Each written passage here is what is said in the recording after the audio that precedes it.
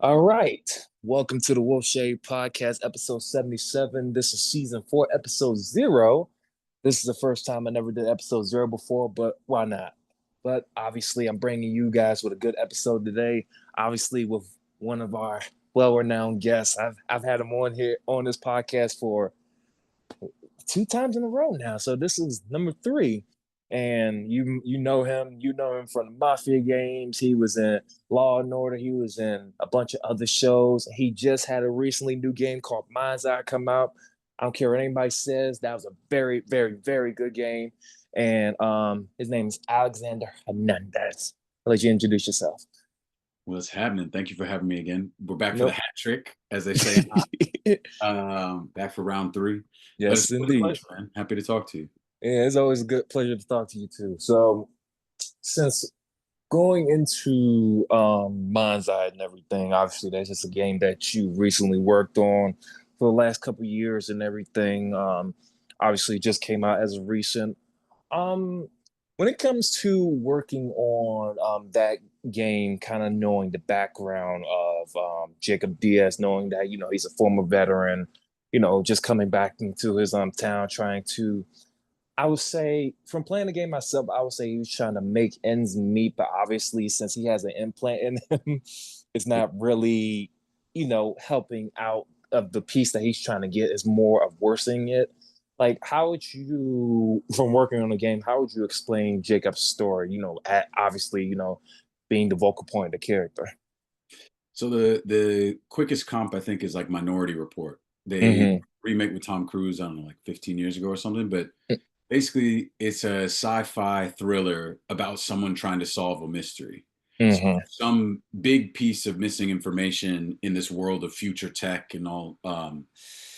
And he's trying to basically unravel this conspiracy. And the only clue that he has is he has this implant in his neck without giving too many spoilers away, because this comes up quite early in the game. Yeah. Um, he used to be in the military. He was a drone pilot, and the implant that he has in his neck allows him to control his drone with his mind. So it's sort of like right now, drone pilots use essentially, it's like a video game joystick, right? And they're flying Mm-hmm. around and doing things. Mm-hmm.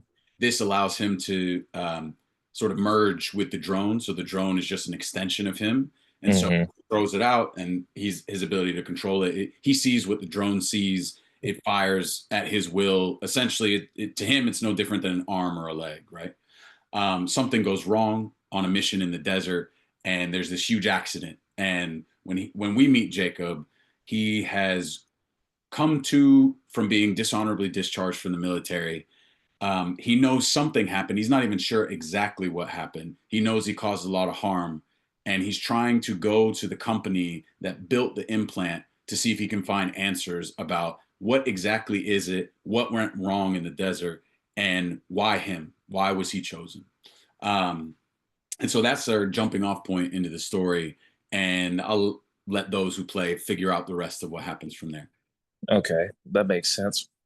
And like we're discussing here, we're not going to spoil everything because obviously, we both played the game, but kind of going into the futuristic aspect and learning how as I said before, Jacob is kind of like trying to, move on for certain things. And as you said, something went wrong.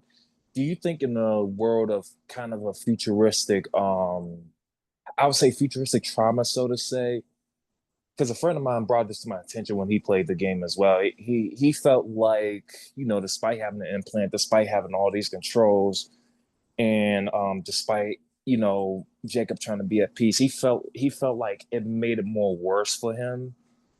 Being in this free world, yeah, having the implant, it made it more worse for him than him being in the army, knowing the dangerous things he had to do. And he was just asking, do you think it kind of made his life worse, or do you think the army, knowing how he was in the army, was just, or it's just equal at bay? I think there's a different trauma, because Mm-hmm. going in the military, at least in his case, is a choice, right? Okay. Or drafts exist. Vietnam's a great Mm-hmm. example, but Jacob chooses to join the military for a lot of reasons. He's not dissimilar to Lincoln in that way, where he wants a Yeah. sense of belonging, he wants a sense of purpose, and he's hoping that being in the military can can point him in a direction that can give his life meaning, right? Okay. The implant, while it is his choice to sign up for it in the narrative, Mm-hmm. that's not something that's super explored in the narrative. It's like it's not Mm-hmm. as though you start the mission where you're signing the paperwork to get the tech and you're, but the given circumstances is Jacob signed up for this, right? Mm-hmm. He did not sign up for the consequences of it. So I think what is not dissimilar actually to real life is there's a lot, especially before, let's say 50 years ago, 70 years ago, there's a lot of Mm-hmm. medical experimentation that goes on people. Where someone, let's say you have cancer and you're signing up for some sort of experimental treatment, you're saying Mm-hmm. you're opting in. You're saying, listen, it's either this or death. So like, give me this. But you have Mm-hmm. no idea what the consequences of that treatment might be, right? Yeah. And if you go back even further, like for example, so much of obstetrics, like um, pregnancy medicine and gynecology, was just Mm-hmm. experimenting on Black women 150 years ago against them, Yeah. right? And to me, that trauma of being experimented on against your will is different and probably worse, like your friend said, than signing up for the military, where you know there are consequences. Like I Mm-hmm. don't want to downplay the sacrifice that soldiers and military personnel make, because of course there's a huge sacrifice. Yeah. But at least you're signing up for it. You're saying, I recognize I might die, I might be gravely injured. I'm probably going to lose people if I go see combat. So, but I'm opting in. I'm saying yes. You're not Mm-hmm. signing up for um, the loss of memory and the potential side effects of this thing that no one really knows what's going on, which you come to find out throughout the game, again, not giving too many spoilers away, is the scientists themselves weren't exactly sure what was going to happen when they put it in his head. Um, Mm-hmm. and so that sort of unwitting experiment, I think that's part of what fuels him so much. Like his Okay. revenge tale is like, how could you put something in somebody without knowing what it was going to do? And Yeah. when you Knowing the find out what it did, what he did unintentionally as a result, yeah. it's so much more traumatic than what he had signed up for when he joined the military in the first place. Yeah, and not knowing the consequences of this said implant, knowing that, okay, this can quote unquote, damage me more, or this can cause me to hurt people more, or whichever. And then and like you brought up Lincoln Clay not too long ago, how it is a set difference between the two and everything. And then, kind of from playing the game and going back to 2016 to Mafia 3, do you kind of, besides both of them being in the army, do you kind of see like a set similarity between the two characters? For me, I would say the only similarity I see is that they're very, they're very, what's the term, gung-ho on what they, want to achieve for what they want. Obviously they're both violent. They're Sure. both violent and everything, but knowing what, from playing Mafia 3 and what Lincoln wanted before, obviously he was turned against by the Marcano family and everything, and knowing what Jacob is trying to achieve, knowing that, this was put in his neck without, any knowledge of what's going on. Do you see any similarities between the two characters? Definitely. And not for nothing, as the guy who plays both of those characters, some of those Yeah. similarities are going to work through me, right? So Yeah. whether that those are my let's say shortcomings as an actor, like my uh, you try to make every character different. But for example, I think they're both very proactive, as you said. They're very in their quest. I think Lincoln is very much quest for revenge. Jacob is Hmm. quest for answers, and then at some point revenge. Like once he gets some of those answers, it shifts because now he has a focal point. Hmm. Yeah. Revenge. Um, and I think both of them are they are very Machiavellian, like not evil, but Machiavellian in whatever it takes, whatever it costs. And there are going to be people who get hurt along the way. And Hmm. if they are standing on the wrong side of good and evil, then I'm Hmm. okay with it. I don't care that you're like a random person I have no relationship to. You are on the wrong side of history, for lack of a better word. Yeah. I'm gonna work through you. So if you're gonna stand in the way, I'm gonna go through you. I'm not going around you. Makes sense. I think the military bit um, that lends itself to a little bit of righteousness, like a little Hmm. bit of um, I was trained for this. and I know that my cause is just, and so I'm Hmm. going to use all of these skills that I have to get what I want. Yeah. On the other hand, I like to think that some of the difference. I try to make every character that I play somewhat empathetic and likable, but I Hmm. think that for me, when I was reading through the Mafia script, Lincoln's thirst for revenge was so both acutely and generally fueled. Like, on an acute sense, he watched a person that had treated him almost like a son, had taken him in and said, "Trust me, I'm going to take care of you. Uh, Hmm. I'm going to take care of you and your family." And Yeah. then turned his back on him and betrayed him in such a visceral, very direct, very fuck you kind of, "You're nothing to me. You're less than nothing to me." So Hmm. the acuteness of that betrayal, but then there was the general sense of like being a black man in the South in the 70s being taken advantage of by a white man. There's Hmm. like, both of those things fueled this like, I don't care how ugly this gets. I don't care how gruesome this gets. Like stringing people up on Ferris wheels, setting people on fire. And there was a certain catharsis in being like, I'm gonna fuck you up as badly as I can.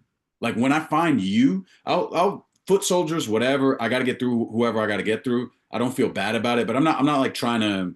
He's not. It's not Hitman, or it's not like he's not a psychopath. At least in my mind, Hmm. it's not someone who's Hmm. the Joker purposefully trying to make every murder this sort of crazy thing. But when he got to the people that were in charge, he was like, I'm going to enjoy this. Yeah. I'm going to make this kind of like graphic and send a message to the rest of the world about who I am and don't ever fuck with my people again. Whereas I feel like Exactly. Jacob doesn't go as deep in that psychological torture, really, because for him it was a much larger one. Mind's Eye doesn't interact with the social justice, the Jacob being a Latino man in the near future, right? Which Hmm. I don't think is good or bad. I think it's just like that was a choice they made not to do that. And I think that carries with it the weight that makes Lincoln do things like string someone up from a Ferris wheel. Like you're gonna lynch Hmm. somebody as a message to say, like, this is the shit you people have been doing for hundreds of years to us. We're gonna get it back. And Jacob Hmm. doesn't have that same direct drive. His is all the acute, and I think it's also Jacob is interacting with a world that is much larger than he is. The technology is a big part of that. There's a lot that he doesn't understand. There's a lot of Hmm. um, Silva Corp and their sort of future casting and technological prowess in some ways is beyond him. And he's just Hmm. trying to play catch up. Whereas I felt like Lincoln was much more in control because of the time period. Things just weren't as like beyond him. Yeah. Makes sense. And so Yeah. I felt like Jacob doesn't have as much bloodthirst, I don't think. Um, Yeah. and I also feel like Jacob is a little more. We intentionally talked a lot about how hard is this character, like Hmm. especially the journey as an actor. You want to create a beginning, middle, end. Because if we Yeah. get into a story and the guy is already like, I'm a fucking badass the whole time, um, then he has nowhere to go. Like by Yeah. the end of the story, he either needs to not be a badass anymore, which mostly gamers don't vibe with. Like Hmm. Lincoln starts as a badass, but then by the end he's a puppy dog. People will be like, "This is lame as fuck." Like, Yeah. um, so usually I think it's an advantage to create a character arc where a character starts less in control and less direct, and then over time finds that in themselves. So Hmm. the hero's journey kind of vibe. And I feel like with Jacob, that was a more clear arc because the inciting incident in Mafia is so quick. Like basically, you play a couple missions and then the Marcanos betray you, and then you engage on what the actual story is going to be, right? Uh, Hmm. your time with Sammy and Ellis is cut through Short. short. Whereas with Jacob, there's a prolonged like what is this thing? Like what is going Yeah. on with this thing? So that period of like being out of control lasts longer. Hmm. And so his sort of like change into being a badass. Although I mean, from jump, like as soon as you get into a combat mission, Jacob knows what he's doing. He busts the weapons out. He's ready to rock. Hmm. But I felt like in terms of the cinematics and the narrative, it took a little longer for him to like sit fully in his power. Um, yeah, and I would say that's a pretty key difference between him and Lincoln. Is that I feel like when most of us aren't in control most of the time, like Yeah. our lives and of the things that are going on. And it takes quite a bit of time to figure out like who you are and to stand sure in that. There's a reason Hmm. why they say like when you hit your 30s and 40s, you like know who you are. Yeah. You no longer are trying to do these other things. Hmm. So your potential becomes limited, but your actuality becomes very grounded. Yeah. And I feel like for Jacob, that potential period lasted longer. And then when he becomes grounded, he really becomes grounded. Yeah. I agree with that because with this game from playing Mind's Eye, I felt for me I'm a firm believer of build up as you explained just Mm, now because you know you can't just rush in with a character like you have to build up with the character and now with like and then going back to Mafia 3, like how we did a few missions and then out the blue, boom, you get you get shot in the head and then all hell breaks loose. Like playing that game, wow, it's been nine close to 9 years. mhm. Wow.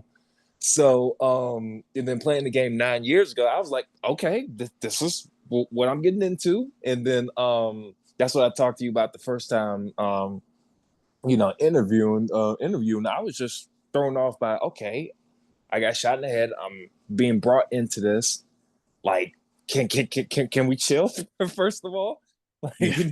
it needs to be, you know, some type of build up. And then with Mind's Eye, I was like, okay, going into the game about 2 to 3 hours in, I was like, okay, I'm still stuck on, you know, what do I need to know about this implant? But I'm learning more about the implant and knowing that, you know, the scientists that made it didn't know what to do with it. So I was like, you know what, forget you, man. You're not helping me out with this.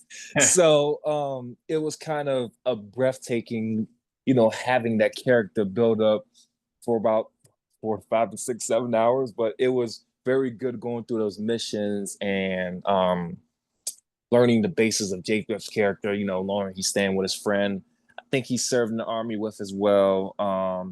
You know, stay with his friend. You know, his friend's trying to figure out what's going on with him. Obviously, you know, with the PTSD and all that Jacob is dealing with, decides that he's just trying to like keep a level head of things. So I think the Mind's Eye did a very good job of explaining, you know, the character development for Jacob, knowing that I'm going to delay these bodies out and everything, and just trying to figure out this weapon behind me and everything. That kind of brings up to a question that, you know, a friend of mine asked because he asked, you know, what kind of when kind of leaning into Jacob's character, did you I think you kind of explained this, but did you felt kind of a difference as a voice actor, voicing the character once you got done with the game? Like, did you take any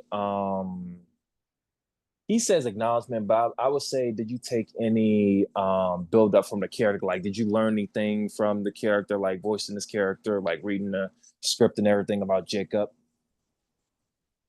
Do you mean did I learn anything as an actor? Or did I learn anything about Jacob the character? Uh, I would say both.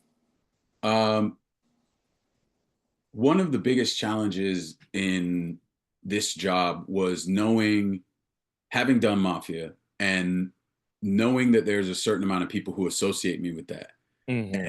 is a very common thing for actors to get typecast, right? Mm-hmm. So someone sees you do something, and if you do it well, and I'm not here to judge whether or not I did it well, that's for other people. But if you do it to a degree where they remember you, they tend to associate you with exactly that kind of thing. So, for Mm-hmm. example, playing Lincoln Clay, people typically associate me with a pretty deep voice, action, um, sort of macho military guy. Mm-hmm. And I believe it's my job as an actor. I'm interested in stretching, and frankly, I'm more interested in being a character actor than a leading man. And Yeah. I think there's marriage of those two. But part of the challenge of this job was knowing, okay, it's another ex-military action guy. So like, Mm-hmm. this is in the same pocket as what I have done before. And in fact, the folks at Build a Rocket Boy were a little hesitant at first to hire me for this job because they were like, it's pretty similar to Mafia in terms, not in terms of story, but in terms of Mm-hmm. trope of the character, what the character fits. Yeah. And we're nervous that gamers are going to basically think that you're Lincoln Clay, like that they already associate you with something like that. We'd rather get somebody who's sort of a no name to do this thing. Mm-hmm. Um, the person who brought me in was like, the whole reason I thought of you was because I played Mafia, loved it, thought you were great. And after I met you, knew that you could do other things, that you weren't just like one kind of actor. So would you mind, like, I've been pitching you for the last couple months. Would you mind just doing an audition tape? And I was like, bro, I'm not famous enough to like skip an audition. Like, yeah, Hmm. I'll audition. But I knew that part of the job was going to be to not give them exactly the same kind of character. So, for Yeah. example, one of the things that I tried to make sure that I did with Jacob was soften him up a little bit. So, Hmm. if Lincoln Clay was just complete badass all the time, sits in like this is my natural speaking voice, right? Like when I'm out in the world, just ordering a coffee, whatever. And Hmm. Lincoln Clay sat in an even deeper part of my voice than this, right? I pitched it down, um, made him Southern, and with Jacob, I was like, all right, if I want to change him a little bit, I need to actually put it more in the front of my mouth and then pitch the voice a little bit up. Not all the time, because sometimes he needs to get down and he needs to get dirty, but actually, I want this guy to sound a little softer and a little more out of control. Like he doesn't know what the fuck is going on. Who the fuck are you? Like, and these are choices that I made consciously that are informed by, I was reading the script, and the thing I auditioned with is one of the first scenes that you see when he arrives at Seb's house, and Seb's like, "Oh, bro, what the, I haven't seen you in so long. Like, welcome to Red Rock, blah blah blah." And it was this whole scene setting up. Here's this brotherly relationship between these two men. Uh, Hmm. our character doesn't really know this city. He doesn't know where he is or what he's doing, and this person from his old life is going to help take care of him and like get him through this, right? Yeah. And so to me, because I also knew that the game was going to be a bunch of run and gun, third person shooter, cover shooter vibe, I was like, there's going to be plenty of time for me to do the like, hey, where are you? Where's the guns? Like, that's going to come. So actually, in this scene, let me just focus on being like a brother. Let me just focus on that kind of relationship. Um, because at that point, you don't get a full script. Like when you audition for games and movies, for the most part, you're not being Hmm. given the full script. You're being given whatever your scenes are, and maybe like if it's a TV show, you'll get like the pilot or something like that. But you're not given the whole season. And Hmm. for a game, you sure as shit aren't getting the whole script because they're so protective, sometimes too protective. Because I'm like, I need to do my job. Like I need context for what I'm saying. Luckily, when I play Lincoln and when I play Jacob and other large characters, they they are more amenable to be like, oh, here's everything because like you're a person in it. But you get it from other actors. You show up on the mocap volume to do your day at work, and they're like, "Hey, I only have like 4 scenes. Can you like tell me what this thing is?" You're like, "Hey, it's da da da," because it's important that they know. Otherwise, they're just talking about stuff that they're like. So what is the deal with these portals? Or like what's the deal with he keeps talking about some implant, but like I don't see that in my script. And I was like, let me give you a little, without breaking my NDA, this is what you're talking about. Uh, Yeah. but yeah, and I felt like the biggest challenge as a video game actor is trying to marry the same kind of character work that I do for plays and TV shows and films with the fact Hmm. that as a gamer myself, I'm aware that there are certain things that happen in game cinematics that are either in Hmm. service of gameplay, like Yeah. someone is explaining something as a character, but really Hmm. it's the game designer being like, this is what you need to do on this mission, and or like this is how this game works, and or this is the new location that you need to go explore, right? Gotcha. That doesn't happen in film, TV, or plays. Yeah. People aren't like, hey, let us introduce you to like how you drive the car. Like that. That's not a vibe. And so, as an actor, you also don't want to make what you know to be like a gameplay oriented, let's say, piece of dialogue or a cinematic that basically is just explaining gameplay. You don't want Yeah. to make it feel like you're just explaining gameplay. You have to activate it. You have to make it feel like something organic. Yeah. Otherwise, everyone playing the game is like, bro, why don't you just give me a tutorial? Like, just give me, I don't need a fucking cinematic for you to explain combat to me. Just give me a combat tutorial. Um, and so you try to find ways to make those either that information as organic as possible, or a big one is transitions, like how Hmm. you transition at the end of a cinematic. Um, this is something I learned between Mafia and Mind's Eye, talking with both the gameplay designers and the cinematic directors about like, Yeah. let's say a cinematic ends, and at the end of the cinematic, the character was in the middle of an action, but then when you cut to gameplay, they're outside of the house standing in neutral, and you're like, Yeah. that's clunky. Like, don't do that because then Yeah. as a gamer, I'm taken out of the scene of the world because it wasn't seamless. The transition between what I was watching and now when I'm interacting isn't seamless. So Yeah. it's as simple as like if a character is done and we know that we're going into gameplay, let me leave the house. Like at the end of Yeah. the cinematic, just let me go out the door. Because then when we Yeah. cut to gameplay, it makes sense that I'm standing outside of the house and I'm ready to get in the car and the whatever. But if you Yeah. don't think about those details, which are seemingly unimportant because in terms of the narrative, it's not important that the character leaves the house. But in Yeah. terms of the experience of a game, it is important because now we're flowing into the gameplay.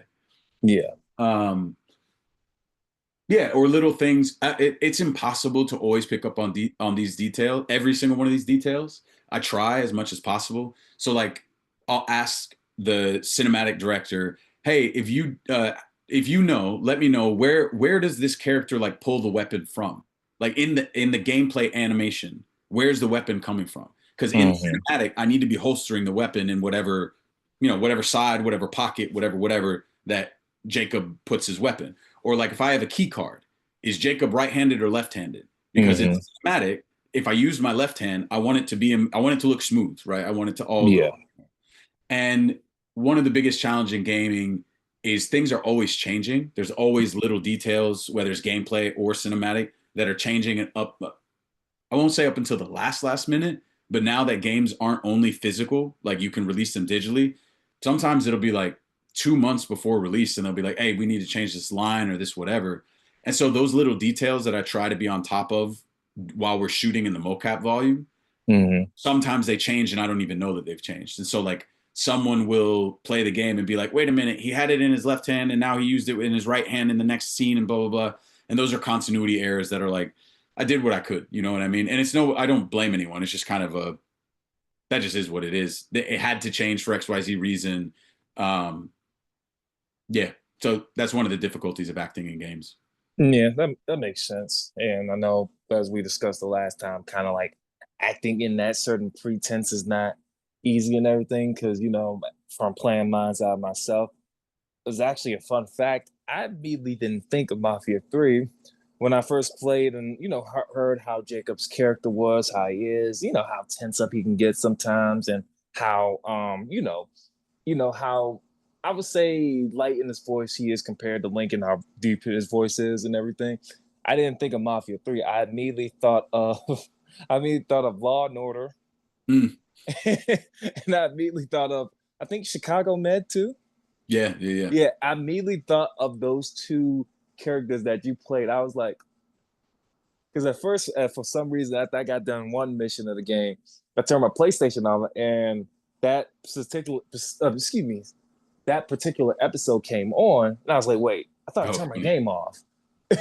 And then I looked, and it was you. I was like, okay, now I see the basis of the character he's trying to go for. He's not trying to go for that deep gung ho, stab you with a military knife, Yeah, Lincoln Clay. He's trying to go for a more, I would say prominent and more, high voice character and everything. That's where I got, from everything. And you're not wrong, like you said, like everybody is gonna base, Lincoln Clay, because like obviously, you did the mocap for him, you did all the voices and everything for him. So obviously they're gonna think that. Obviously, like from talking last time, I learned about you way before I did Mafia 3. So I was like, oh, so that's where he looks familiar from. So it kind of makes sense that you say like, video game, acting is not easy because like it's not easy for so say excuse me, more vocab as well because mocap is not easy. Trying to make sure everything is going smooth. Things may change, like you say, and like just the base of acting, it's not easy as well, and that kind of goes along lines another mind's eye thing because of one mission that I kept dying on was not easy as well. No spoilers here, but we'll talk about that afterwards. But I kept dying on there, and I remember you said in your story one time, just he was like, just be mindful. This game is not going to be easy. I was like, you don't need to tell me twice, man. yeah. And that kind of goes along long lines because I have some comments and stuff that a lot of my friends said about games. You don't mind hearing them if that's fine with you. Sure. So my friend Suzuki, he said he said 4 out of 5 stars. Y'all better give Alex his credit because y'all always be disrespecting this man. Oh, thank you, man. I appreciate No, it. no, no. In my personal opinion, I can agree with him on that. In my opinion, you are a very, very, very good voice actor. In my opinion, like I said to you last time, same with you, same with Lane, same with all the other people that you voice acted with and everything. I just felt like you as a voice actor, what we talked about, the hatred for Mafia 3 and everything the Sure. last time. I felt like you wasn't given a lot of credit because of you that because I literally had an argument with somebody one time. I'm not friends with him anymore because he was just like, Mafia. He was like, Mafia 3 was just, trash and everything. I was like, I bet you won't say it to Alex's face. Yeah. I was like, I bet you won't say it to him. And I was like, he's not gonna give a fuck anyway. But Yeah. it's just like, in my opinion, I think he did a damn good job in this character. And as my friend Suzuki said, he's like, yeah, I got to give Alex his credit because you got to give credit where it's due. And then my friend here, I always get her name wrong. I've been friends with her for 7 years. Her name is Alocia. That's her name. I said her name sounds like a Vaseline brand, but she said she gave the game five out of 5 stars because as she said she felt like the mind's eye, the story felt more driven. She felt like you did a good job, bringing out the character and everything. When it comes to the highest and the lowest moments of the game, and just making sure that fans have a good time with the game regardless. And another one from my friend Jacob, he said, I don't care what everybody says, I'm gonna give that game a 6 stars because he thinks that since obviously the game is made by a former GTA director and everything, and he's like, okay, it's made by a GTA director. I don't give a fuck what nobody says. And he's like, and he got Alex in this game too. Nah, you got you got two powerhouses on the game. I don't care what nobody thinks. So those are the comments on the Mind's Eye game. I got a lot more, but time wise. But Appreciate that. It's nice to hear a little love get thrown mine's eye way. hey, all love's gonna be shooting your way. I don't care what nobody says because as we talked about last time, and for me, as I said, I feel like you're a very misunderstood actor. You shouldn't be a misunderstood actor, but you should be, in my opinion, you should be in the Hall of Fame. That's just my opinion. In my opinion, you should be in the Hall of Fame because a fun fact after we did a one episode a couple years back, my friend, we got our Irish friend and we got a girl that we consider Cassandra, right? So you know what scene we did, right? Yeah, the yeah, sit the sit down scene. I was like, hey, look, my voice ain't deep, but I'll do the scene as well. yeah. And he was like, because we was having fun and I was a little bit tipsy at the time too. And he was like, bro, you gotta tell Alex one day you did this. I was like, bro, I'll tell him down the line. So, but yeah, we did that entire scene and everything. But everybody, even though Mafia Old Country is coming out, but they still want you back though. Just letting you know. But Listen, tell 2K anytime you call me, I will get in the suit. I'd hey, be happy to play Lincoln again. I loved it. hey, as everybody here that's listening now, as he said the last time, he can never confirm or deny.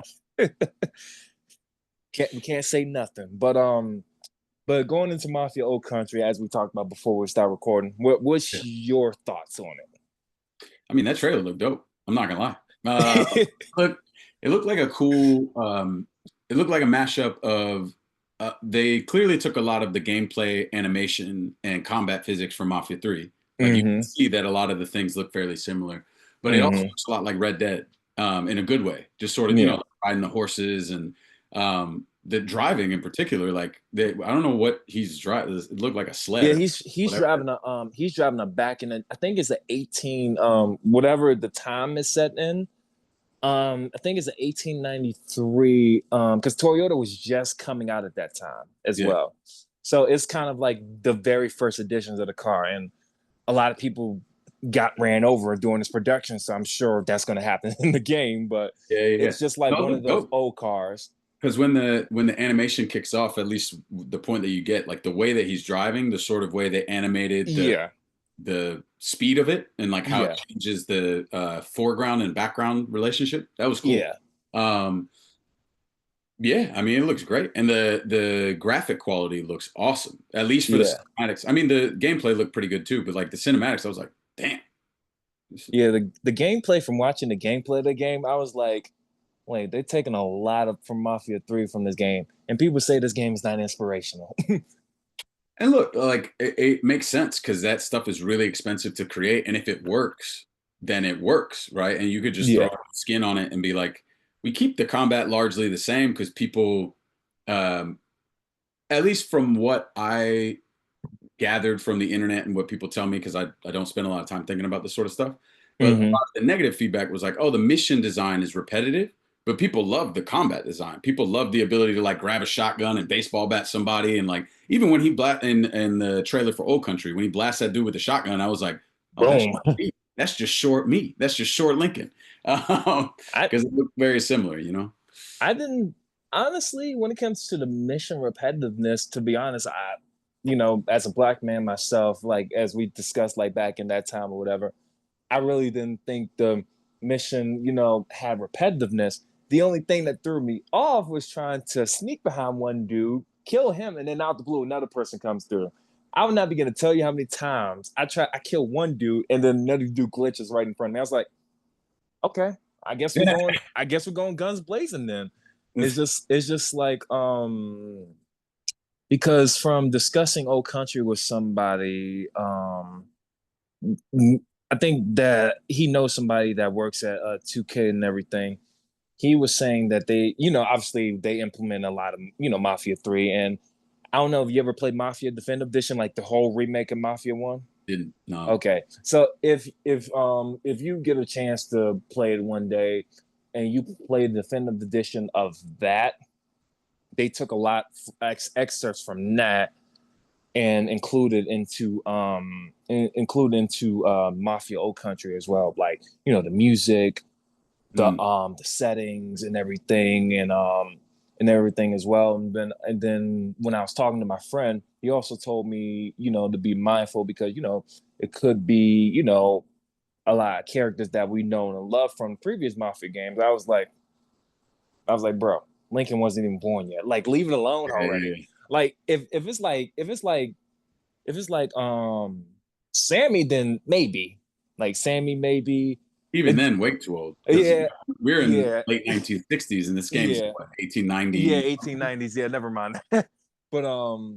but they were saying he was saying pay attention because a lot of old characters like from Mafia 2 and everything might be in that game. So I was like, okay, I'm a Mafia lover of the series, and going back to just Mafia in general, because the only thing that I think I told you like my disappointment when it came to the game is just like the fact that a lot of people loved it now and then hated it back then. That was my only disappointment for the game. But like we both don't care. But it's just like like I said, that's why I said to you last time. I was like, nah, because like I didn't like how, like, obviously we both don't give a fuck about disrespect. Like we don't care about that at all.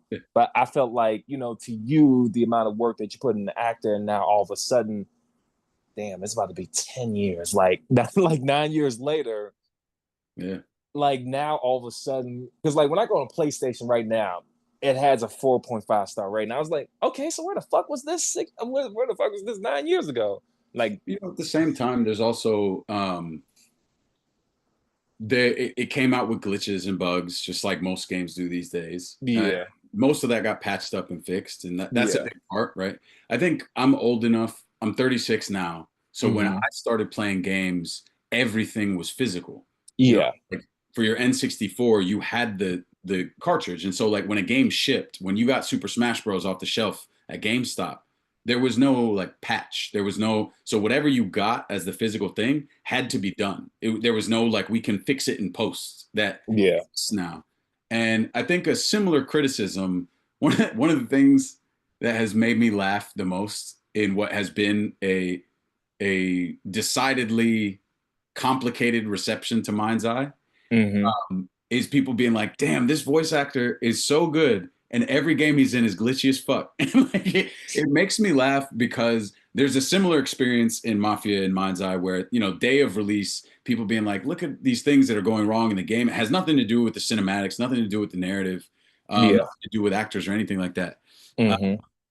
and there's something in me, maybe I'm just old, but like I'm disappointed in being like, man, when back in my day, when you bought a game, it was done. It was just because Yeah, it was done like nothing. there's no opportunity to download stuff. It Yeah. just whatever you got in the box was what you got. Um, and I kind of miss that model. Like I miss companies making sure that the game is finished. And I think they have the advantage now of being able to patch things post mortem, which in the case of things when there are bugs and there are glitches, that's definitely an advantage. That's a positive thing. Um, but yeah, I miss going to GameStop on like July 18th or whatever the release was. And Yeah. when I open this is exactly what I'm going to get for the next year, 2 years, right? Uh, Yeah. I mean, for me, when I personally bought mine's digitally, of course. I mean, to be honest, playing it for how long? Like, what has the game been out a whole month now? mm, It's been a whole month. Like it's been 42 days, 67 hours and 42 minutes since I played that game. And I till this day I never had any glitches. So I was like, I'm enjoying it. hey, good for So you. and then my friends, like we both said, everybody has a difference of opinion. My friends said they didn't have glitches on it and everything. They thought they loved the game, but it's I'm just just like curious. What are you playing it on? You playing it on a console? Or you playing it on PC?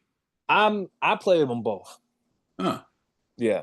Like I was able to like PC I was able because I got a unique graphics like hard drive on my PC. So Yeah. my mind's eye just looked like real world for mine. And then on Yeah. my PlayStation, it just looks like how it regularly looks like, when they show the gameplay and everything. So because and the crazy fact, I have 50 hours on I have 78 hours on my PlayStation and I have 178 hours on my PC. Don't Damn. get that. Yeah, Wow. like when I say, and here's another fun fact: if you add on the hours for Mafia 3 too, that is a total of 378 hours replaying the game over and over again. Wow. I beat the game at least 48 times. Wow. So it's just that's what I'm saying. Like I know you probably know, but it's just like you don't know how much influence you kind of gave us like from playing these games. It's just like, oh man, like because back in those times, it like as black men, like back in those times, it was not fun. Like it was not Yeah. how current generation is now, and it's just like, and then like that one mission that what's his name, Remy Duval, so you already know where I'm going. So I literally got my friend hooked onto the game. Another friend like 2 days ago, right? He got to the Remy Duval game. I mean, part in literally 4 hours. He was like, Damn. he literally said to me, he was like, "You literally told me I can kill some KKK mother effers in this game. When am I going to do that?" He literally gave me this look too. As soon I watched him play this game, right? And as soon as he got to that mission, when I'm there, he's like, "Watch and learn." He he threw the rocket, he threw the mullet, he threw the grenades, the rocket launchers, and everything. He was like, none of you white, you know what, to get in the way. I'm coming for you. And he enjoyed it. And then and it's funny, right? When the cutscene when Remy spits in Lincoln's face, and you was like, "Have it your way." Like he did that scene while he was drinking his drink, right? And then when Remy spit on him, he was drinking wine, right? The wine got in his face, and he was like, "Okay." He said the exact same thing.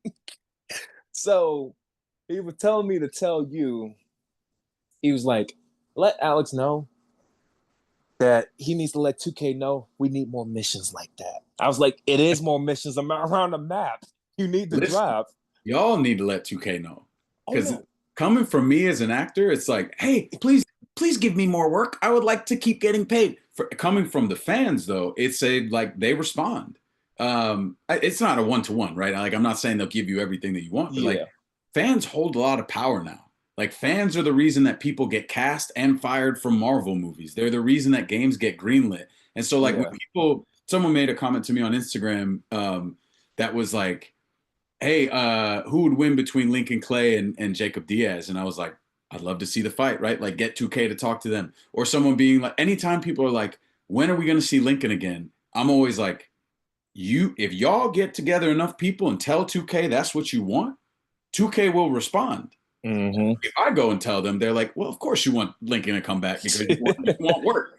Um, Even if I'm like, no, no, no, I want him to come back because I find it interesting. And I think that like exactly what you're just saying, there's a catharsis in playing Mafia for people of color. Like, hmm and I think it's specific to black men, but I think it extends to all people of color where there's just a narrative where finally it's not some white dude as the main character. Finally, hmm it's an actual direct interaction that is like looking them in the face and being like, I'm going to hang you from a Ferris wheel right now. And like, I don't need to do this in the real world, but there's something that I'm getting out in this experience of being shit on and systemic racism and all of the things. I'm allowed to do this in this context with no actual real world harm. And it feels, there's something that feels good about getting that out. Um, and yeah, I mean, companies respond more to a large group of fans. Basically, like I'm a consumer of many different things of other styles of game, right? hmm And so if I get together 10,000, 100,000 other people who, for example, play Magic the Gathering, that's the game that I spend an inordinate amount of time playing. Same. If I get together 100,000 other Magic players and say, we want to see blank, like this Yeah. is something, and we'll buy it. We will spend the money. Then Hasbro is going to be like, I mean, they literally just told us they'd buy it. Well, at what price point would you buy it? And you say, yeah, dude. And they go, okay, that sounds about right. Yeah, get some people working on it. Oh, not to also put that on your plate and be like the directive, but it's like when people say to me, like, tell them that you want to go back. I'm always like, y'all tell them that you want me back because they'll listen to you. Oh no, I've listen. I've listened. I've said I've said this to Lane. I don't know how many times. I was like, look, hopefully after this one that comes out, I was like, I want that JFK assassination part. I Mm, I listen. Everybody, I've sent like 6 emails to like 2K like so long ago. I was like, listen, I know you're gonna come out with a mafia that has nothing to do with the current plot, but please just make another mafia after that with the JFK plot. Because I know, I that'd be cool. if from playing when this game comes out, and I know how messed up the interrogation tactics might be, and now know how messed up John Donovan is, along with Lincoln as well. I'm Yeah. like, okay, this might get interesting. Like I'm hyped for it and everything, and looking forward to it. But it's just like I'm probably gonna send a long letter to 2K today, but it's just like like you said, it's just like it got to come from us fans, and it's just you know coming like you said, like as us as fans, we do kind of have the power and all that. Kind of convincing them is not an easy trope, but it gets it Oh, gets it definitely. yeah, it gets it done. It gets it done a lot and everything, and then it's just going to that. I was like, look, listen, if I was like, look, if after this mafia, because me and some friends like literally like we was on a balcony like smoking some cigars and stuff like that, and we was like, look, we was literally talking about mafia for like 4 hours, right? And we was like, hey, look, if they bring the duo back, they was like, you better let Alex know. We know he's gonna act his heart out in this damn game. Look, Look, and I'm all about showing love, and I think Lane is a great actor. Like we had an awesome time working together on set, and I think his like the character he created in John Donovan is super interesting, very funny, very smart, very like together. And I'm all about showing love. I would love if he was the lead. I come in as a support character the same way he did for me. Run it mm-hmm. back, baby. I would love Hey, it. hey, running back. It's just like it's just like I hate it that you just left his story so unturned. Yes, stones unturned, but it's just like going from the DLC and then after that whole thing with John Donovan. I was like, so you just assassinated a politician in broad daylight. We ain't gonna get a mission behind that. Yeah. And then I kind of wanted more of a like, you know, even though the DLC was kind of long, it was really long. Like I thought it was a different standalone game. Yeah. I was kind of expecting like afterwards, playing the DLC. I was like, okay, I might get ambushed by something because I wanted to know more about what's her name, Anne, the from the Yeah. last DLC. Signs of the Kind of time. want, yeah, I kind of wanted to learn more about her lore and like how did she ended up where she, even though it kind of explained it a little bit though, but I kind of wanted more. And as we go more, let's say the girl that she accidentally stabs herself and everything, like she wasn't the main boss. You got like a couple more bosses till you get to the main one. Like that's what I was thinking from the DLC. I was like, man, this will do. Because and then the actress that played, I was like, girl, you getting a brother crying, don't do that. Yeah. Like she played her heart out, just along with you as well. Like when I mean, it's been 9 years, so I'm sure everybody played this game. But now, spoilers be warned. I'm sorry for people, but when After Anne got, 10 years, I think is a month. That's one thing. 10 yeah, years. but yeah, when Anne got killed, I was like I don't know if your controller shook when that whole scene happened. My controller shook. I was like, mm, Yeah. mm. I had to pause the game because like that's what I'm saying. Like you don't know how much influence you gave to us as an actor because like when you did that one specific scene, I was like, damn, Lincoln. Well, there's something cool about games that I took for granted before I started working in them. Mm-hmm. Because, I think at this point in history, most of us have ever watched a TV show, gone to Yeah, a movie, etc. yeah, Most of us have played games, specifically like men of a certain age bracket. Uh, yeah. but most human beings have interacted with all these mediums, even if you're not into it super well.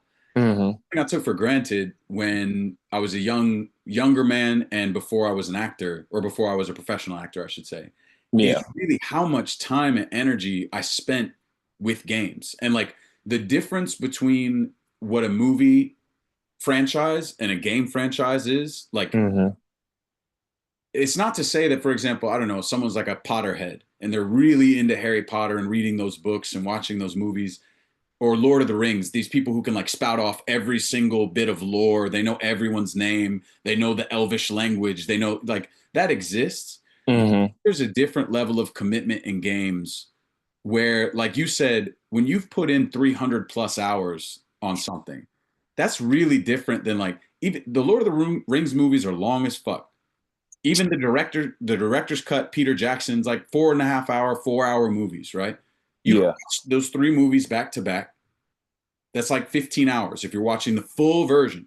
You might Yeah. watch them 5 times. That's great. You might watch them 10 times. Even if you've watched them 10 times, that's 150 hours Yeah. versus That's a the lot. 300 something hours that you've put in on one game. That's not the whole series. That's not the whole Mafia series. That's one game. And like there's also a different psychology of playing a character versus Mm-hmm. watching a character. Yeah. You might really think Legolas is pretty cool and you like his character design and you like Orlando Bloom's performance and you really resonate with that character. But I think if you play Legolas, it's a whole different level of connective tissue that your brain forms because you are embodying the character and you're Yeah. making choices. And I think that's a big thing that I've learned as an actor because when people respond to my work in TV and film, it's passive because the medium is passive. So people are like, "Oh, that was a really cool thing that I saw you do." Like, but when people like Mafia or Mind's Eye or Walking Dead or games that I'm a central character in, they're like, bro, I feel like I am you. I feel like I know who you are, which there's a level of remove. I'm playing a character. So you don't Yeah. actually know Alex Hernandez. You know Mm-hmm. Lincoln Clay. You know Jacob Yeah. Diaz. You know David Garcia.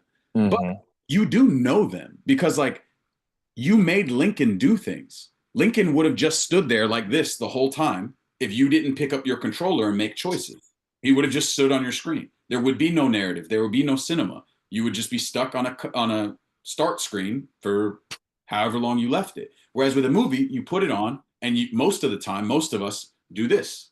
You literally Yeah. sit back and you watch the movie and you're like, oh, that was funny. Oh, dope. Look at that blow up. Cool, cool, cool. And then it's done. But you don't get to choose when the car blows up. You don't get to choose the Michael Bay lens flares. You don't get to choose what the character wears or whether or not they go left or right. And when you play a game, you do. And so the attachment is so much greater. And I took that for granted because when I was a kid, I had that experience. Like there are so many games that I just like went incredibly deep on.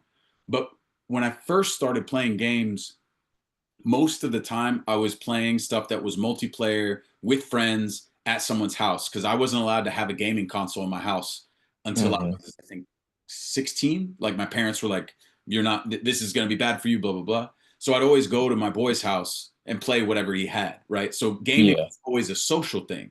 So playing Yeah. a game like Mafia, which is a single player narrative cinematic kind of endeavor, that wasn't my jam. I was like playing Super Smash Brothers, Halo, Gears of War, Same. Madden, Yeah. anything that you could play with friends. And then as I got my own console and I started looking for games that I liked, then I was like, oh, what I'm really drawn to is single player narrative campaigns. Like that's just Yeah. what I like. I don't Yeah. want to sit here and practice Super Smash Brothers for when my friends are over. That I just want to do when my friends are around. But I Yeah. don't want to put in those hours by myself. What I want is an experience like Mafia where I'm playing as a character, but I'm playing through a story. And I think the best games for me, I was giving an interview last week and I brought this game up because I kind of low key forgot about it. But then I was thinking about like, what are some of the best games I ever played? And one of the ones that sticks out in my mind is Final Fantasy X. I played that game, so that whole franchise is like very close to my heart, but like 10 specifically The was best one to me. right.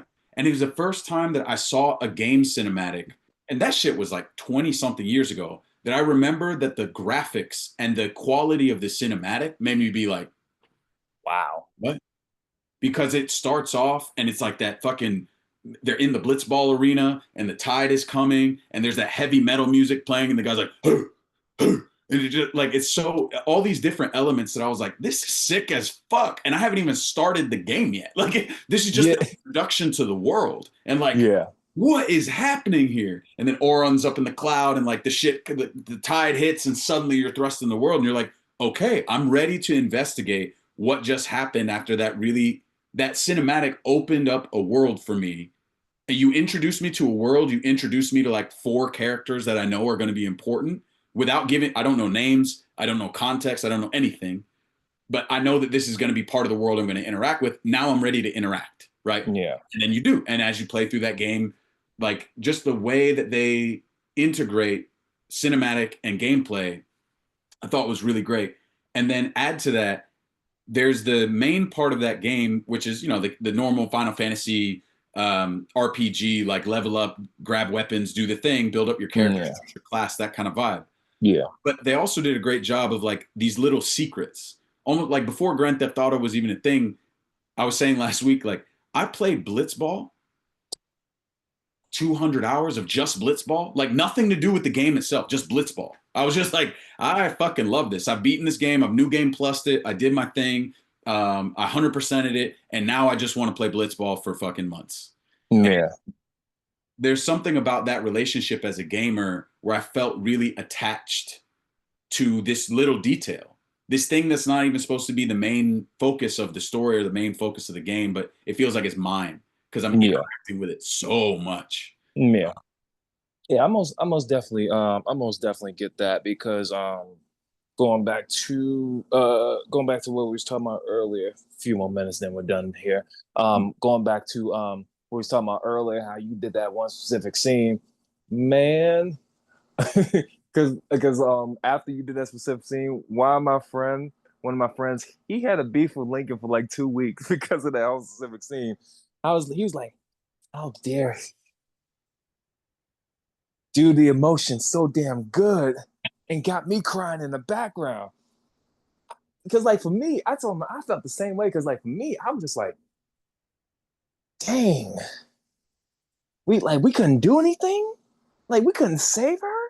The Like big one that got me was actually the scene with Georgie. Oh, when yeah. he kills Georgie and has this whole conversation where he looks him in the eye and he's like, you think I'm trash. Like you think of me as something else. And like I thought we were brothers. Like you think because you think that you know you thought that you owned me type of thing. I was like, man, I was and that scene, I was like, man, you ain't listening to me. Let me stab you. But it was like that. I was just like, man. Because I said to my friend, I was like, man, this man Alex is lucky I don't have my own Game Awards. I would have gave him the whole Oh, thing, I like appreciate best voice. Listen, that this is just me verbatim, man.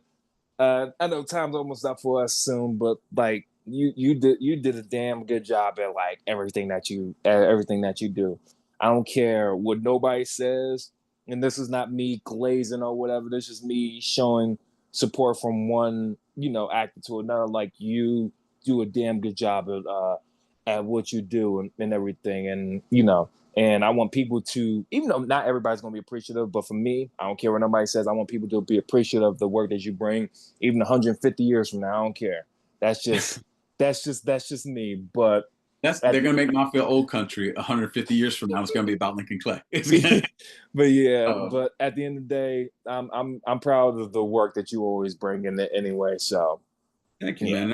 I'm always looking to get better and try and be more detailed and specific. yeah, That comes with time and experience. And I hope that, it's been almost 10 years since Mafia came out. I hope that I've learned and grown as an actor in those 10 years. And I hope that yeah, 10 years from now, there's some other project where I get to learn and, I've learned and grown more. Um, yeah, it's just about doing little things every day to get better. And I think that's applicable. It doesn't matter if you're an actor, if you're an artist, even if you could be an accountant, but you just learn yeah, things that make your attention to detail and your personhood. That to me is the most important bit. Is like I hope I'm a better person today than I was 10 years ago. And that helps translate into my acting, even if I'm playing a bad person, a shitty person, someone I yeah, shouldn't be honoring. I can use the things I've learned as a human to make that character richer and more interesting, yeah, even if I don't agree with them or like them. yeah. That makes sense. That's all from me. And we got season 4 up to a good start and everything. Thank you, Mr. Alex, for, always being a good sport as always. Thank you for everybody that tuned in and everything. Stay tuned to the upload and everything. And, we'll be bringing the good ball like always. Yeah, baby. And congrats on 77 episodes.